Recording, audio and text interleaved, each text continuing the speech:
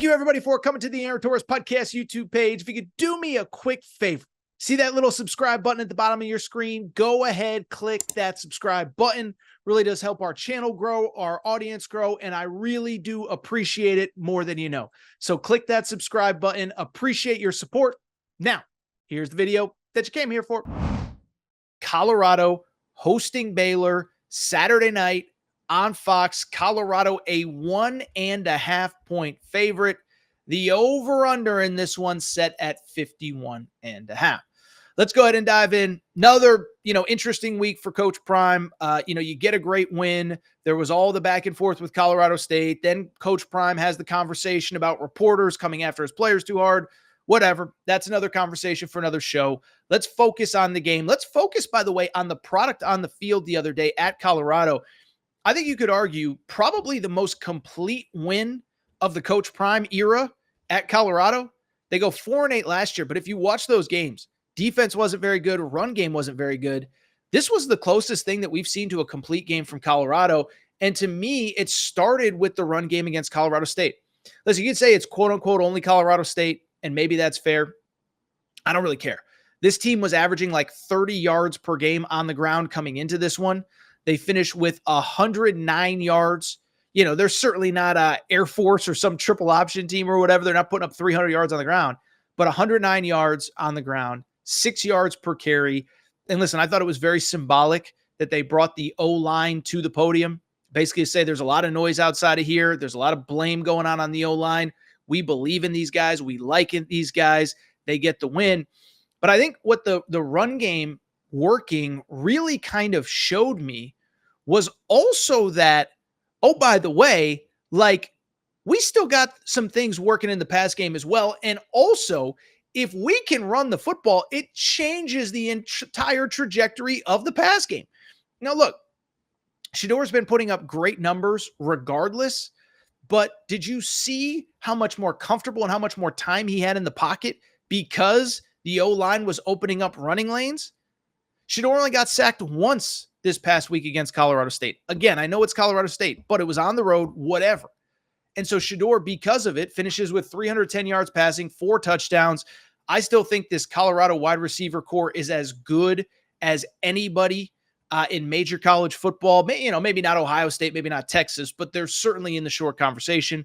Travis Hunter, another 100 yards receiving, 2 touchdowns. Coach Prime said afterwards, maybe padding the stats a little bit late to kind of help the Heisman campaign. LeJonte Wester, a guy that I talked about a lot in the preseason, 80 yards, 5 catches, 2 touchdowns himself. I think he's the most underrated player on this team and in that receiver core. Will Shepard played well. He actually had a touchdown or a pass dropped for about a 25 yard gain, still finishes 7 catches, 61 yards. And Jimmy Horn Jr., quote unquote, only had 4 catches, but he had a deep catch that actually was overturned that should not have been because of, I think it was a hold or something like that. But the offense is awesome. To the defense's credit, I don't know if it was because they were motivated about the stuff that was said in the summertime, but holds Colorado, listen, 340 yards. A lot of it was late. It is worth noting Colorado State did not put the ball in the end zone until the fourth quarter. The game was long over. And to Colorado's credit, forces 4 turnovers. Forced 2 fumbles, 2 interceptions by Colorado. Travis Hunter had an interception where he basically tracked the ball better than the receiver did. Again, I cannot emphasize it enough. Just a great, great, great performance overall by Colorado. Baylor, on the other hand, is a very interesting team and a team that I think we're going to get to know a lot about this weekend, but they're interesting, especially in this matchup. Okay. So Baylor is 2-1, beat Tarleton State in week 1. Beat Air Force last week in a game that was actually 6-3 at halftime. They pulled away, outscored them 25-0 after the break. But what's interesting about Baylor is this. They have a sort of unique quarterback situation that I actually think could maybe, as weird as it sounds, favor Colorado. Let me explain. So coming into the year, Baylor got a quarterback out of the portal named DeQuan Finn, okay? DeQuan Finn is a kid that was in the MAC last year. He was the MAC player of the year. He's a dual threat guy. By the way, I know Dave Aranda wore those shirts, we spend money or we pay players or whatever. Don't know if he got all of it, but certainly a very talented player a year ago in the MAC. 22 passing touchdowns in 2024 or 2023, excuse me, at Toledo. Also had another 7 rushing touchdowns as well. So 29 total touchdowns a year ago. Starts off playing pretty well for Baylor this year, but he got hurt going into week 3, excuse me. And Sawyer Robertson, the backup, actually played against Air Force and played really, really, really well. Now, the difference between Sawyer Robertson and DeQuan Finn, Sawyer Robertson is not a runner in any way, shape, or form, okay? 3 carries for 5 yards last week, but was 21 of 29 passing, 1 touchdown, 315 yards. And what's interesting about this is that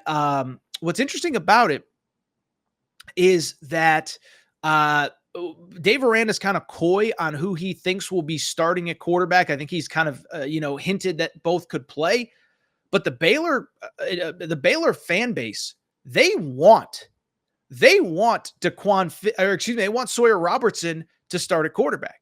Why is that important to me? It's because I actually think that plays into the hands of Colorado. Listen, I've argued Colorado's defense, I think, is better than people give it credit for. Maybe Nebraska's just that good. But the one thing that they really struggled with against North Dakota State in week 1 was Cam Miller, the running quarterback, okay? By the way, a lot of teams struggle with running quarterbacks. There's one thing Nick Saban could never figure out. And the one thing Pete Carroll could never figure out at the college level, couldn't figure out Vince Young. By the way, not comparing Cam Miller to Vince Young, but you kind of get the point, I hope. Same time, once they bottled up Cam Miller, they ran away from North Dakota State. It wasn't close until the final quarter when they were quarter of a quarter when they played prevent defense against North Dakota State. But I bring it up because if you start DeQuan Finn at Baylor, I think that's a tougher matchup for Colorado.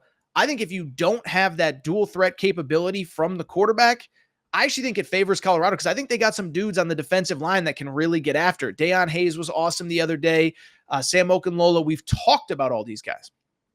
And so I just bring it up because I do think there is a fundamental advantage depending on what quarterback plays for Baylor in this game.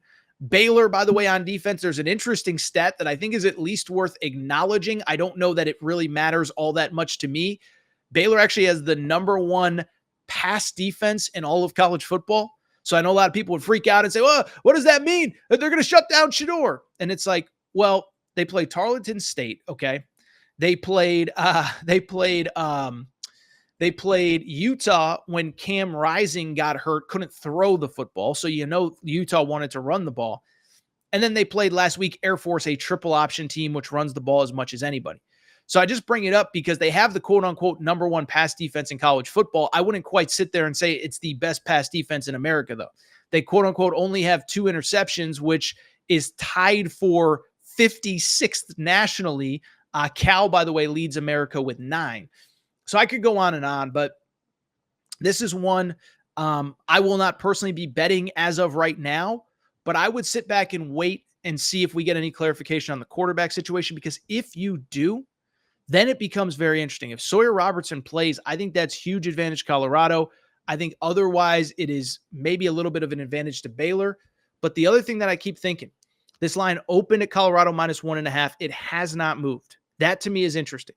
Remember last week, Colorado opened as a 7.5-point favorite at Colorado State, did not move all week. I thought it was interesting that Colorado, which obviously hadn't won a game in close to a calendar year, was a 7.5-point favorite. The line didn't move. This line has not moved it well. Colorado is back at home. It's a night game.